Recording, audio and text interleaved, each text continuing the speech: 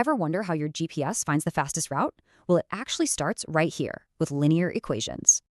Think about it. We run into these kinds of puzzles all the time. Linear equations are the key. So to solve for that unknown, we use what's called a linear equation. And this is where we meet x.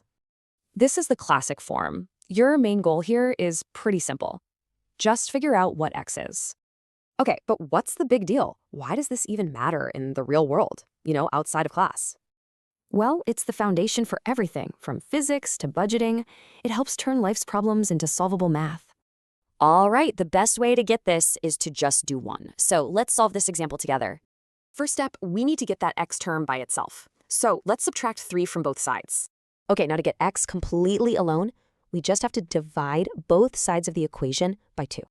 And boom, there it is. The unknown x is 4. Simple as that. But why does this work? Right? Why do we have to do the same thing to both sides? Let's look at the core idea here.